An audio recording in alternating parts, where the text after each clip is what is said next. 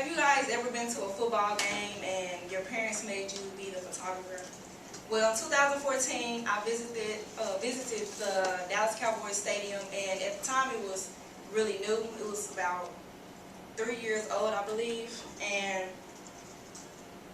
there, around the tour that we took, I met a player named Melvin Mel, who's known as Mel Renfero. I took pictures of him, and also we had a conversation with him and my dad, and we talked about how that he really loved his seasons that he played with the Cowboys, which was in 1965 through 1971. And from that, I have learned a lot from Melvin, and also I did some research on the Dallas Cowboys, and I learned a little bit more. The Dallas Cowboys was founded in 1960, and it stated from Dallas Cowboys. The owners, Clint Murchison and Bedford Wayne, signed New York Giants defense assistant Tom Landry. By landing Tom Landry, the Dallas Cowboys landed a position with the NFL Association.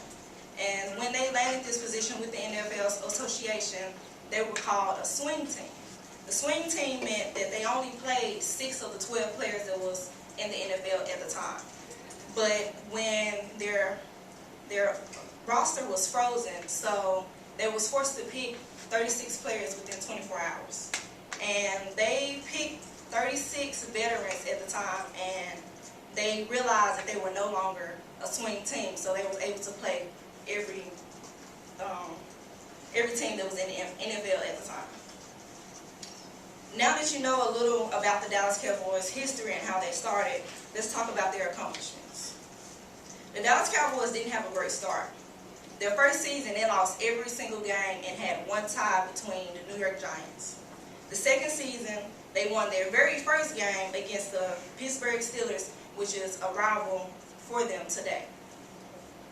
Being that the Cowboys had a rough start, they managed to come up in the future and had major accomplishments alongside. The Dallas Cowboys' accomplishments started in 1971. They endured a lot of accomplishments at that. The first sold-out game was in 1965 against Cleveland. First division win was lost in 1966, but they lost the NFL championship. So they was able to go to the NFL championship and play the Super Bowl, but they didn't have a success in winning it. In the year of 1971, the Cowboys had done more than ever. They had 6 playoff appearances, and they were able to win the Super Bowl that year. And that year was the first year that Melvin had won a Super Bowl, and that's when the Dallas went on to win against Miami Dolphins. Dallas today have 5 Super Bowl wins and have 31 playoff appearances. The only team in the NFL to record 20 straight wins. During 2 Super Bowls, would these accomplishments last long? Dallas had rough years in the 2000s.